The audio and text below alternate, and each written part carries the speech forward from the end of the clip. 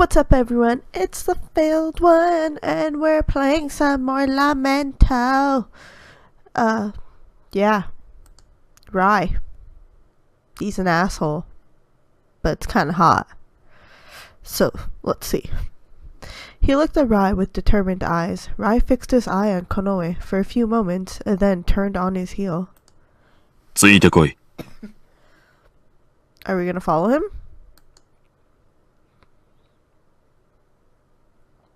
I guess we are. I don't know what else to do anyways.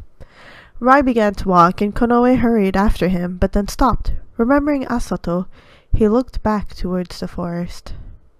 Ooh, is this gonna be our decision between Rai and Asato? Was Asato safe? He was worried, but there was nothing to be done now. He couldn't start combing through the forest. In the end, he had no choice but to give up. Aw. どうした? Wouldn't you mind your own business? Rai's voice decided for him. Or not, we might just follow you. Konoe shook his head, then covered his head with his hood and started walking. There wasn't any other way. He could only pray that they would meet again somewhere. The moon of light started to sink little by little, coloring the sky with the colors of dusk. Konoe thought solemnly to himself as he walked. He was a sangha? It still didn't feel real. The one who supported the toga with their song, deciding victory or defeat in battle, was he really such a being? With many unsatisfied thoughts inside his chest, Konoe proceeded through the vermilion forest with Rai. It is a very confusing time. I wonder how you actually know you're a sangha. They had been walking for a while when the path covered in shrubs began to thin out. There was only a slight difference, but it seemed so fresh to Konoe since the scenery up until now had been the same. For some reason his heartbeat sped up. His steps became a little lighter too. Before long, the entangled trees began to open up, and a colossal but distorted silhouette appeared before them. What? あれがランセンの町だ。 So I guess we finally made it? Or is this a time when, usually when you're like, there we are after a long journey, we finally made it, but then shit happens and you don't actually make it? I hope not. あれが As Rai walked before him, Konoe's eyes sparkled in wonder. You could tell from his voice. He's amazed. The city, catching the light of dusk and casting enormous shadows, looked like a monster. Damn, this must be one huge city, then. Constructed of inorganic material, the town had an old-fashioned color and feel. It was austere and somewhat eerie. Huh. And our map telling us our journey of finally reaching Ransen, although I'm not quite sure which path we took and how'd we end up here. 二つ杖のものが数多く残されている町だ。建物も歴史も知識もだから示唆中のものがここに集まる。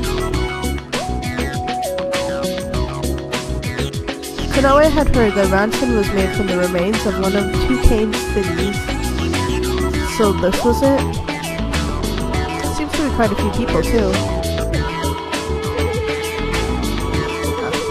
As they drew closer, the town lay completely exposed. Yeah, I was looking at it and it kinda, well, in a weird way, it kinda reminds me of Naruto, but, it's also, I guess that old style where you have like building on top of building, with that weird style. The first impression Konoe got was one of a mishmash of different buildings and beings. Everything coexisted inside this confusion. The foreign nature of it all struck him the most.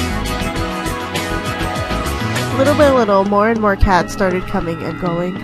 After knowing nothing but Karo, he thought Ransen seemed like a formidable presence. Konoe became confused, unable to understand what was going on. Had anyone asked him to describe Ransen? He didn't think he would have been able to. Finally, they set foot in the city.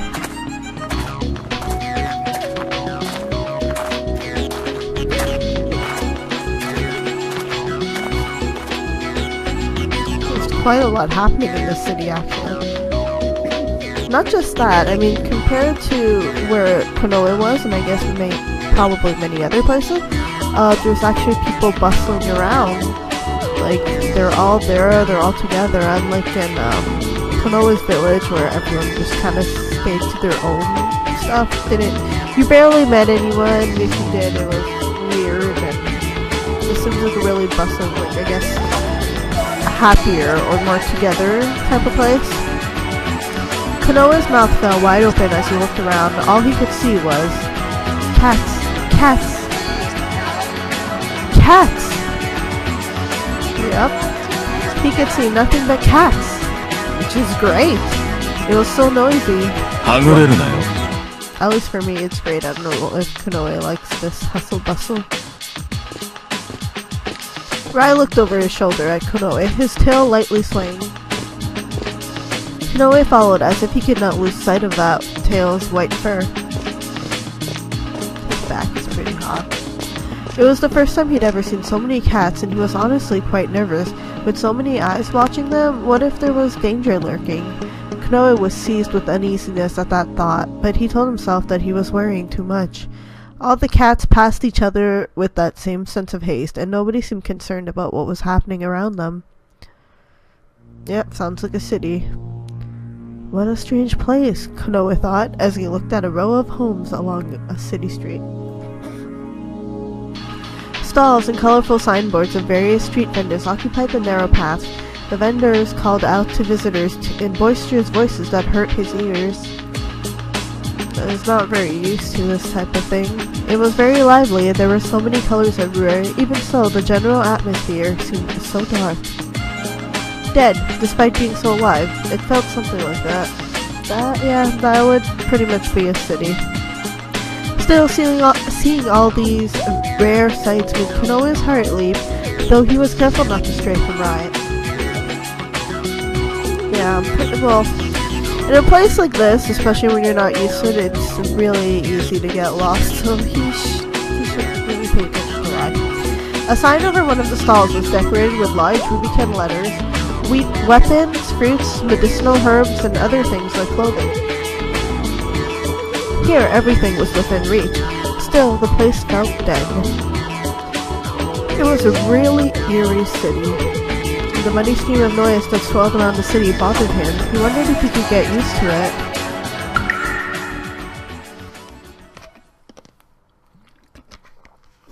Amidst the hustle and bustle of the crowds, Konoe's ears made out a different sound. He could hear a tune coming from out of nowhere. His eyes searched around. At the side of the road, a shadow stood still between the other cats. Oh. What? Oh. Konoe realized that his legs had broken off into a run on their own. It was the poet, sitting at the side of the road among a group of children. He strummed his lute. Oh my god. So is he really a choice? If we get to meet him again? Do we get to be with the poet? Konoe was about to talk to him when he stopped himself. The children were happily listening to the poet's songs. The flowing, quiet melody gently tickled his ears. Both the poet and the children seemed to be in a completely different place. Yeah, it'd be pretty rude to just stop him in the middle and be like, Hey! Hey! Hey! You remember me? The poet spun words and sang, catching the light of dusk and scattering it to the earth. Small hands reached out. The children eagerly held out their hands and tried to grab the fragments of the song. Chasing after them, the children frolicked around with smiling faces. The poet's voice wrapped around the children like a pale film. Konoe was charmed by this scene. He noticed that he was purring. His stiffened tail had relaxed. Damn! Well, so he's the cat that gets off of music. Pretty much. Even so, he didn't know if what he was seeing was reality or an illusion, but it was fine either way. This was a tender time of satisfaction. He was disturbed by an arm reaching out from behind him. Is that right? A hand covered his mouth. Oh shit. It pinned him and forcibly dragged him away. Oh, well, I don't know what's happening. Off the main street was a dark hangout for drifters. It was a back alley. The cats that were there didn't seem to care about him. They only looked straight ahead. The hustle and bustle of the streets grew distant. Suddenly at his side, Konoe heard wild breathing. Following it, sounds of lips being licked. As soon as he heard that, a chill ran down his spine. The cat who dragged Konoe ran his hand over his clothes and groped his legs. Is he getting raped? Like, actually getting raped and not by a snake this time? That was when Konoe understood what the cat was aiming for. Do we have a sword? I forget if Konoe has a sword on him. Gathering all of his strength, Konoe headbutted the cat behind him with all his might. At the cat's muffled groan, the powerful grip on his body was loosened at once. He immediately jumped away, then kicked his knee into the cat, who hunched over in pain. Yeah, whoever, cat, you shouldn't, bother Konoe. He actually knows how to fight. Maybe some of these other city cats don't, but, this guy knows how to fight. The cat coughed, wetly and fell over. Konoe scowled at the cat, breathless himself, and immediately headed back towards the main street. Oi! Konoe turned at the voice. Weaving his way through the crowd of cats, Rai approached at a quick pace, his face stern. 何やってる? はぐれるなと言ったはずだ. Yeah, I figured it would be something like that. What the hell were you doing? I told you not to leave me. Now you see what happens? Yeah. Poor Konoe is actually, if you really think about it, he's a pretty innocent boy. He doesn't understand feelings. He sees someone and he gets all, well, he doesn't see just anyone, but he sees certain people and he gets super happy and he just runs to it like, ah! He's pretty innocent and sweet. 大方、裏路地に連れ込まれでもしたんだろう。 So I guess this is a normal occurrence. When Rice guessed right, Konoe reflexively looked up at him. In his blue eye was a hint of irritation. ここはカロや近隣の村とは違う。お前よりも体格のいい猫なんていくらでもいる。あまり無防備になるな。 But as a country cat, I guess, a country cat, how are you supposed to know there are people are like that here? Although Rai did tell him, follow me and don't do something else.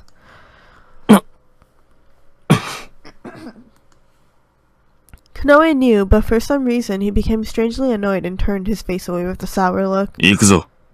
もうはぐれるなよ。次は知らん。His way of speaking like a parrot was becoming more and more annoying, but Rai had already begun to walk away. I guess he is kind of like a parent. While following after Rai, Konoe looked at the area where the poet sat before. The children were gone, as was he. Damn it! Didn't get to talk to him. Had it been an illusion after all? I don't think so. Konoe shook his head as if to clear his thoughts. He hurried on ahead, not wanting to lose sight of Rai. Mixed in with the street stalls that were lined up, Konoe occasionally saw buildings made up of strange material, probably remains from two canes. He could not feel much of a temperature on the gray surface. As they passed, Konoe wished he could go inside. I couldn't understand what that meant. Temperature on the gray surface? They had been walking for a while when Rai stopped and stood in front of one of the buildings. It wasn't a remnant of two canes, it was just a normal building. On a signboard tied up high above them, the letter simply declared, Inn. So I guess he's staying at an inn. 入るぞ。 But we're staying at an inn. Rai might have an actual house. I don't know. Rai pushed open the door and entered the building. As soon as they entered, Konoe saw a reception desk, but no one was behind the counter. It felt like a waiting room for the reception of guests, decorated with a small but comfortable sofa and a set of two tables. Behind it were stairs that led to a second floor. The inn didn't seem very large.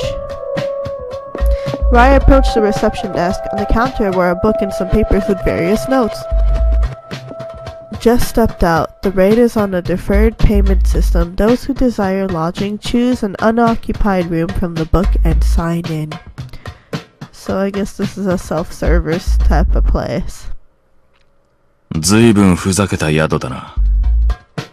It really is. I mean, well, I might not do it, but you really could just walk in, stay in an unoccupied room, leave, never pay, you know, all that. 他へ行くか。いや、いい。この方がかえって気楽だ。 Rai furrowed his brows and opened up the rooming book. There were small plates of vermilion ink placed close by. He dipped his fingertip in the ink and pressed it to one of the empty rooms.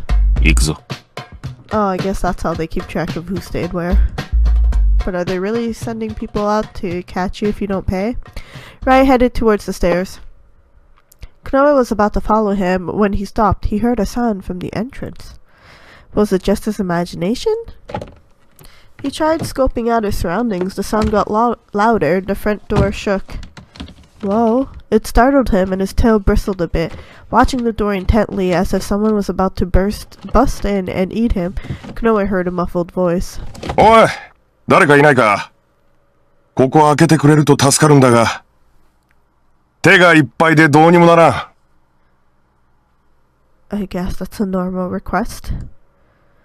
The door rattled. Not able to simply disregard it, Konoe had no choice but to approach the door. Although I'm wary of the situation, making sure that his hood was low over his eyes, Konoe cautiously opened the door. ああ、悪いな。助かった。つい買いすぎちまって。 At the sound of the fatigued voice, something was set down with a thud next to Konoe. It was a huge package wrapped in cloth. Okay. My suspicions were put to rest. Yeah, no one was lying. Konoe looked up timidly at the tall, broad-shouldered cat who now stood before him. って、はあ？なんだよ。ゲンさんじゃなかったのか。Who is this guy? The cat blinked his eyes in surprise. His ears were round and the fur on his tail was golden with black stripes. Konoe wondered if this cat and Rai were from the same clan of large breeds. He was probably much older than Konoe. Yeah, this guy seems like an older man. Scruffy and all. ゲンさん？うちのお得意さんだよ。それよりあんたはなんだ？泊まりに来たのか？そうだけど。そうかい。 At his easy reply, Konoe felt kind of disappointed. This guy was probably the inn's owner, but he didn't behave very much like it. あんた、ずいぶん厚着してるな。確かにもうじき冬だが、まだそこまでするほど寒くはないだろう。But Konoe needs all this clothing on him. おまけに無口ときたもんだ。Konoe was offended by his slightly condescending words. Yeah, there's nothing wrong with being kinda quiet. However, the cat didn't seem too concerned about Konoe one way or the other, and only tilted his head warily. なあ、挨拶が遅れたな。俺はバルド。ここの宿やってるもんだ。こじんまりとしたところだし、大したもてなしもできんが、まあ居心地は悪くない。好きなだけ伸びてってくれ。冬の祭りが近いからな。宿も混み合ってくる時期だ。あんた、冬の祭りには出たことあるか？ Konoe shook his head. 一度見た方がいいぞ。春と違って華やかじゃないんだが、見応えのある代物だ。俺はどっちかっつうと冬の方が好きだが。No one cares what you prefer. Konoe was about to speak those words, but he held his tongue. That would be very rude, honestly. I don't know. I'm the quiet type anyways, but yeah, no, I feel like that would be rude, especially when you're talking to the the inn's owner, and you want to stay there. It seems kind of rude to say. 祭りまでもうすぐだし、それまで泊まっていったらどうだ？そうだ。それからな。Huh? As he chatted away just to chatter, Bardo raised his eyebrows as though he just remembered something. suddenly, his gaze fell to Konoe. ちょっと頼み事をしてもいいか。客と宿屋の仲ってことで。 What does he want? Konoe passed the point of being cranky and was now descending into a downright foul mood. Did all the Ransen cats act like this? Maybe. I don't know. Oh. Become very displeased or hear him out.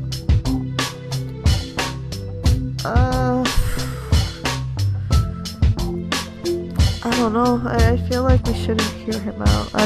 Because Konoe is not in the mood to listen to his crap, and then it's like you've got the other two. So, I did say being rude isn't very nice either.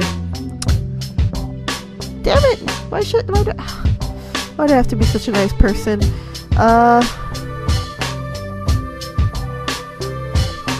guess we'll go with become very displeased. No, we'll hear him out. Oh, yeah, we will hear him out. Konoe felt like Bardo was being overly friendly with him, but it didn't seem wise to deny his request and make an enemy. とりあえず話だけなら。いや、何、簡単なことさ。ちょいと店番を頼まれてほしいんだ。Are you serious? 店番？ Damn it. Well, I mean, it's not that tough, hopefully, but like, dude, do your own job! 俺はここに荷物を置きに戻ってきただけでな。買い出しのためにこれからちょいと遠くへ出なきゃならない。一応代わりの店番が来ることになってるんだが、まだ来てない。長い間受付不在ってのも穏やかじゃないだろ。代わりのやつが来るまででいい。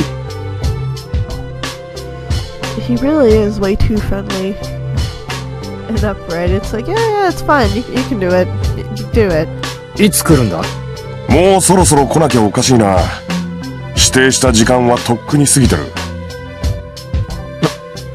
どうだ？ Bardo said without an ounce of shame, as if he had the gall to put things off on others. This guy had some nerve. He definitely does. ああ、まあ断るって言うんなら別にいいぞ。他の宿に行ってもらっても。Bardo continued lightly. It was as if he sympathized with 空い Konoe. てるかどうか知らんが。Ah, this guy. あんたな。ん？ Bardo grinned provocatively. This guy. Seriously. 客を脅すつもりかよ。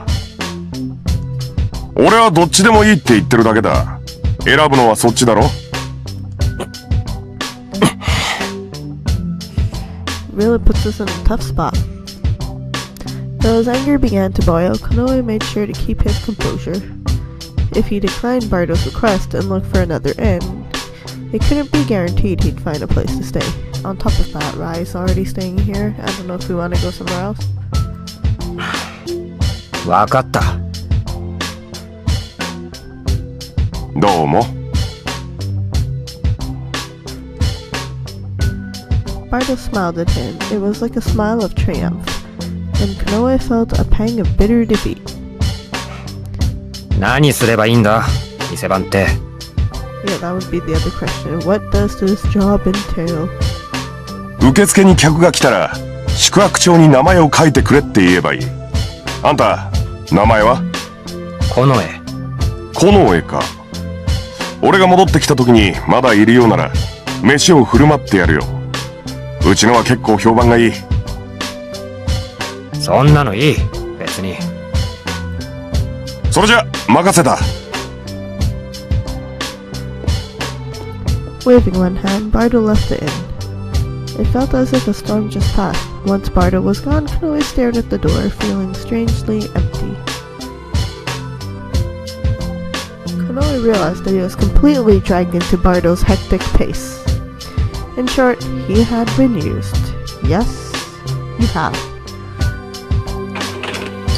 Konoe glanced at the counter and began to feel increasingly irritated. There was no reason to be forced to respond, or to make a promise at an inn he had only entered by chance. But hey, when you're stuck with it, you're stuck with it. I'm such an idiot.